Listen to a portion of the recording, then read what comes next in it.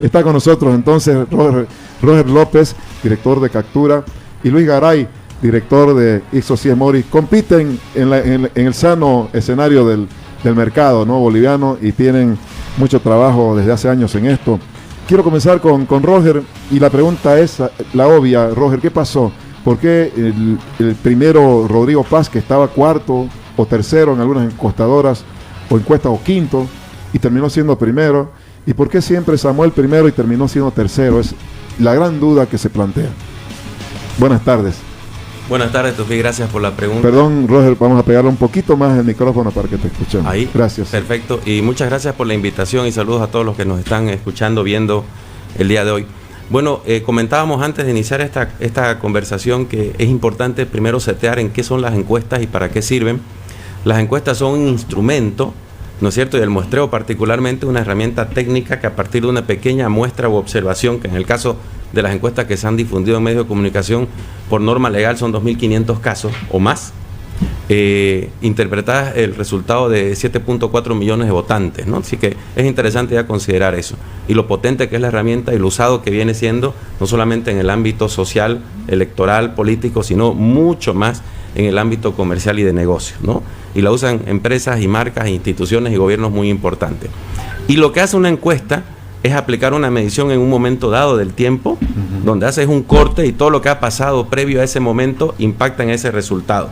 Entonces las encuestas que nosotros hemos presentado, y la última que particularmente se presentaron a los medios de comunicación el 10 de agosto, pues corresponde a una semana previa de medición. O sea que máximo hemos podido llegar a medir lo que ha pasado hasta el 3-5 de agosto. 3-5 de agosto, que son 10, 12 días antes de la... 12 días antes, ¿no? Y ese es un tipo de medición puntual en ese momento, que ya habíamos hecho otros cortes, pues las encuestas hemos estado avanzando a lo largo de los últimos 2-3 meses para poder llegar a este resultado final. Y de ahí al momento de la elección, pues hay una ventana donde no se hizo una medición visible al público. Yo sé que los partidos políticos tienen sus encuestas, yo sé que algunas instituciones y organismos internacionales tienen sus encuestas, y ellos sí han podido ir viendo este proceso que se iba dando mientras había esta ventana de no publicidad o está normado veto legal, por ley que no pueden medir más cerca de la elección. Correcto. Entonces, nosotros tenemos un instrumento que mide lo que pasa en el tiempo, y como muy bien dijiste, básicamente todos los parámetros que se venían dando fueron los que finalmente se verificaron hasta el 17 de agosto. Sin embargo, la sorpresa de Rodrigo en las elecciones era algo que cuando vos veías las tendencias a lo largo de sucesivas mediciones y entre las distintas encuestas, se iba perfilando. Tenías tendencias que iban marcando hacia el final del día de las elecciones cambios, ¿no? Tenías un Doria Medina estancado a decreciendo, un Tuto estancado a creciendo, un Manfred en descenso, un Andrónico estancado y decreciendo, y tenía en tendencia un Rodrigo que iba creciendo ya, ¿no? En 3 mediciones. ¿Por qué no se lo dijo con más contundencia eso? Porque nosotros somos empresas de investigación, y nosotros somos los técnicos que aplican un diagnóstico. Es como cuando vas a hacerte un análisis de diagnóstico de imagen. El que te va a dar la pauta, el tratamiento y la recomendación va a ser el médico, no va a ser la persona que te da el análisis de imagen. Entonces, si nos dejaran a nosotros hablar y compartir y tener la opinión de un análisis político, posiblemente hubiéramos dado una opinión. Al margen de eso, tienes una norma legal, que la norma te pone ciertos parámetros para que no puedas hacer un análisis estadístico más avanzado.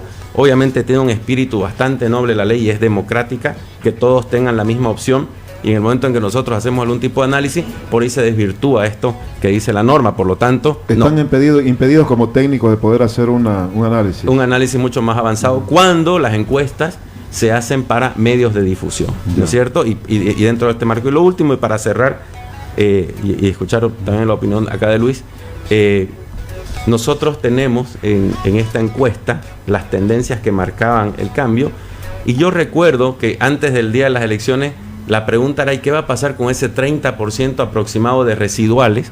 ¿Hacia dónde se van a ir?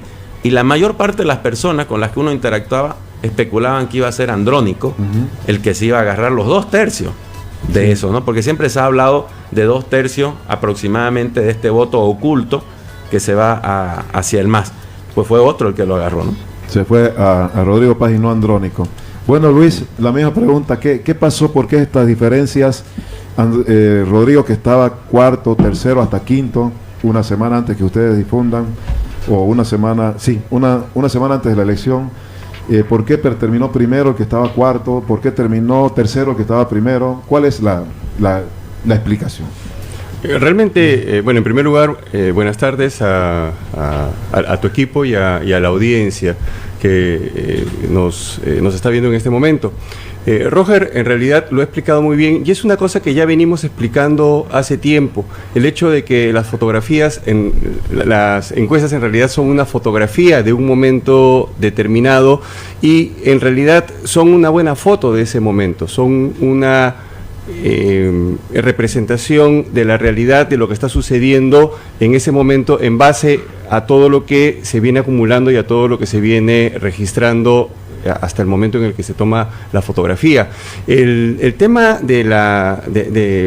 voy a puntualizar un par de cosas. Sí. El tema de la limitación en el tiempo en realidad es un poco más dramática de lo que parece. La ley establece un plazo de una semana, es decir, si las elecciones son el día 17, el último día en el que tú puedes publicar resultados es el día 10, pero para publicar resultados el día 10 tú tienes que haber hecho el trabajo con anterioridad. Adicional a eso, tú tienes que haber presentado los resultados de tu trabajo en un procedimiento que está establecido en el reglamento con 2 días de anticipación para que el Tribunal Supremo, el CIFDE, el organismo que está a cargo, lo evalúe y vea si efectivamente está acorde a un documento que tú ya habías presentado antes, que era tu plan de trabajo y que ellos se dieron un plazo de 5 días para evaluarlo. Entonces, estos 2 días además tienen que ser 2 días útiles. Entonces, si nosotros tenemos que presentar los resultados el día 10, el día sábado y el día domingo no cuentan los días jueves y viernes. Entonces, ¿qué cosa sucede? En términos concretos, puros y simples, realmente la última fotografía que nosotros estamos tomando es una fotografía de hace 2 semanas, 2 semanas previa a la elección y sabemos y entendemos que el electorado boliviano es un electorado cambiante, es un electorado que lo habíamos registrado, además tenía un nivel de indecisión fuerte días previos durante todas las mediciones. Quisiera ser un poco más gráfico que Roger, sí. En este sentido. La explicación que ha dado Roger realmente es pura y técnica y es perfectamente válida y entendible. Lo quiero poner de otra forma, lo quiero poner con una referencia algo más coloquial y algo más más cotidiano, de repente. Más terrenal, sí, y más cotidiano. Imaginémonos una carrera de caballos, una carrera de caballos que de 2000 metros, digamos, ¿no? Entonces salen todos los caballos en grupo y se toma una primera foto, más o menos a los 500 metros. Esos caballos van a tener una posición. ¿Esa posición va a ser la posición final? Por supuesto que no. Esos caballos están en una estrategia, están dosificando energías, etcétera. Se toma una segunda fotografía, digamos que a los 1000 metros, ¿no? Esa segunda fotografía nos va a dar también unas variaciones en lo que ha sido el desarrollo de la carrera. Algunos irán ganando más posición, otros irán alejando de sus adversarios, otros se irán quedando a la cola. Alguno eventualmente hasta podría abandonar la carrera, ha sucedido. Digamos que tomamos una tercera foto y esa tercera foto nos está dando ya los resultados un poco más cerca de la meta. Más cerca de la meta. Y ya estamos a los 500 metros, ya estamos entrando en la última curva, ya los caballos ya definieron muy bien su estrategia, esto se puso emocionante y viene el organismo regulador y nos quita la cámara y nos dice ya no más fotos. Los últimos 300 metros no. Y en los últimos 300 metros nos dice hasta aquí no más, ¿no? Entonces, yo tengo claro que la última imagen que tengo de la posición de los caballos en la carrera la tengo faltando 500 metros, pero ¿hasta qué punto esa posición va a ser la posición final de llegada o hasta qué punto yo esperaría que esa posición sea la posición final de llegada? ¿O hasta qué punto yo diría, te equivocaste con tu foto de los 500 metros?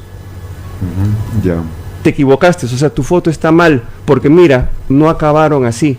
Entonces, cuando, a pesar de que lo estamos repitiendo y repitiendo, yo ya he dado más de 6 entrevistas en medios y lo estamos dando prácticamente de forma diaria desde que terminaron, desde que fue el proceso, si a pesar de eso nosotros seguimos todavía escuchando la pregunta de en qué se equivocaron o por qué se equivocaron las encuestas, es que realmente no estamos entendiendo el alcance que tienen las encuestas como tal. ¿Y qué cosa es lo que sucede al final? Estamos llegando al día de las elecciones con una referencia que es una foto vieja. Ya. Ahora, ¿pasa también en otros países esa limitación? Por decir, en una elección de Estados Unidos, ¿no permiten la última foto faltando 10 metros? Hay países que no tienen esta regulación. Estados Unidos, por ejemplo, no la tiene. Tú puedes hacer encuestas hasta el último día. ¿Y difundirlas también? Puedes difundir el mismo día si quieres. El Reino Unido, Alemania, Suecia, y son democracias en donde prima la comunicación y prima tener a la población informada. Aquí, después del año 2009 que inicia la nueva Constitución, el año 2010 empiezan una serie de reformas. Antes, tú lo recuerdas, el proceso electoral era diferente. A las 4 de la tarde que cerraban las mesas, tú ya podías dar resultados de boca de urna. Sí. Y comenzabas a avanzar con los resultados de boca de urna, que era la encuesta que tú habías hecho durante todo el día a las personas que salían de los centros de votación. Inclusive a veces el boca de urna tenía un margen de error, digamos, ¿no? Correcto, tenía un margen de error de un 4 o 5%. Seguían habiendo indecisos o no responde. Y seguías avanzando en las horas y ya comenzabas a tener los resultados de las primeras mesas. Entonces, ahora, por más que se cambie la legislación, yo sé, me mostraron a mí una encuesta no publicable, que la foto se tomó un día antes y no se detectaba tanto este ascenso como terminó siendo de 32% el de Rodrigo Paz, por ejemplo. Parece que mucha gente decidió ahí mismo y ya dentro de las urnas, o cómo es la cosa. A ver, Roger. Lo que pasa es que imagínate que alguien hizo una encuesta el día viernes, seguía viendo dentro de las respuestas al cuestionario un bulto de indeciso, no sabe, no responde. Por lo tanto, incluso esa encuesta tendría que haber aplicado algún tipo de inferencia para poder llegar a la conclusión si acaso el propósito del análisis era de gestión de campaña, ¿no? Porque obviamente si el objetivo es difundir y dar información a la opinión pública, está correcto también presentar no sabe, no responde, indeciso, blancos, nulos. Pero si esa encuesta que vos viste el día viernes tenía indicadores menores, aunque ya lo veías creciendo por ahí, decirte a Rodrigo, seguramente tenía 10, 15% de no responde, y lo hubieras tenido que proyectar si acaso quisieras haberte acercado, ¿no? Sí. Eso también es importante considerarlo. Y otro tema que mencionó Luis, y aprovecho la palabra, el 2009 cambia la ley y se norma el proceso de encuestas electorales que se difunden, ¿no? Y ahí obviamente las empresas que participamos de este negocio, no sé cuánto, 20, 30, 40 años que estamos haciendo encuestas, ¿no es cierto? Y tenemos la estructura, los procedimientos, las certificaciones y todo lo demás, nos acreditamos a la ley para poder cumplir, y la ley evalúa si realmente somos idóneos y tenemos las capacidades. Y aplican como 3, 4, 5 empresas, ¿no? Pues en eso me parece importante también mencionarlo, ¿no? Otra cosa que me decía alguien ayer, creo antes de ayer, es que la norma boliviana solo permite tener 13 encuestadoras, que son en este caso las 2 de ustedes, y no es tan abierta, no es tan abierta a la competencia. ¿Es así o no? Entiendo que no. Entiendo que hay la posibilidad de... Hay una serie de requisitos que tienen que cumplir las empresas que van a participar, y en el último listado yo vi algo más de 10 o 12 empresas. Habían 10 o 12 habilitadas, sí. Que eran menos de las en anteriores procesos, habían más. Claro, ¿no? Claro. Bien. Tengo una pregunta, Tufí, a propósito del tema Rodrigo. ¿Cómo explican, dice, el voto escondido era para Rodrigo y los indecisos eran de Rodrigo? Lo que pasa es que hay varios factores que confluyen en el incremento de ese voto. Los indecisos es uno de ellos, ¿no? La mayor parte de los indecisos. A ver, este famoso voto oculto fue claro que en el MAS migró hacia el nulo. Pero habían otros del MAS que no migraron al nulo, o que eran que apoyaban este tipo de tendencia política, y ellos migraron hacia Rodrigo. Lo definieron en el corto plazo definitivamente, porque las encuestas lo hubieran podido detectar antes, si acaso el proceso hubiera sido muy paulatino y constante, pero hubo un crecimiento al último plazo, algún tipo de decisión corporativa, negociaciones internas, a nivel de sí. Claro, no te olvides que la gente... ¿Puede haber habido una inducción?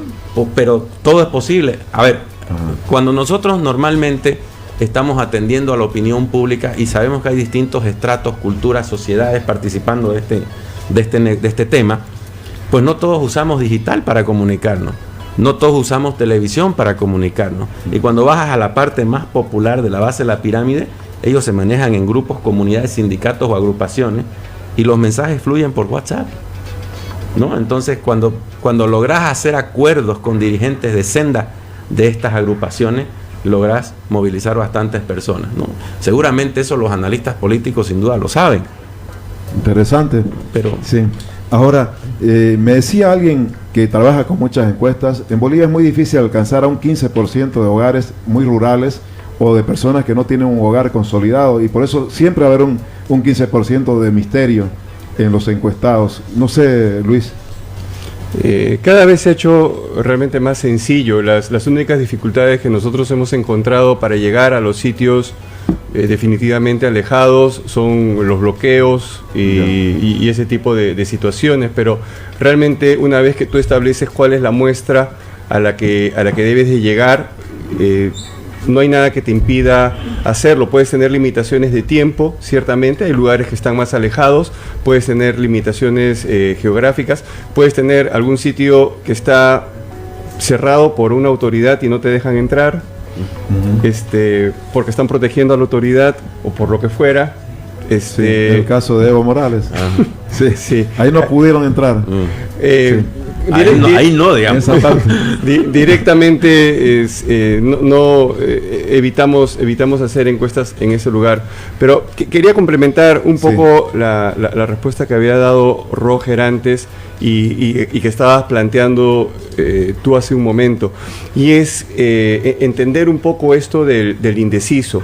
Nosotros trabajamos el día de las elecciones propiamente con un procedimiento conocido, el boca de urna. Hicimos las entrevistas a las personas que salían de los centros de votación, pero ya habíamos hecho el requerimiento para presentar nuestros resultados y el tribunal nos puso unas observaciones de tiempo, etcétera. En pocas palabras nos terminó diciendo: vamos a ir directo al conteo rápido, o sea, no vamos a presentar resultados de boca de urna. Nosotros ya teníamos montado el operativo, ¿no? Entonces, ¿qué cosa hicimos? Cambiamos el cuestionario y le agregamos varias preguntas demográficas. Entonces, a las personas que salían de votar, no solamente les preguntábamos por quién había votado, que es la esencia del ejercicio, sino que le preguntábamos, registrábamos sus demográficos, género, edad, le preguntábamos nivel de educación, situación del hogar. Entonces ha salido un resultado bastante potente porque nos dice cuál es el perfil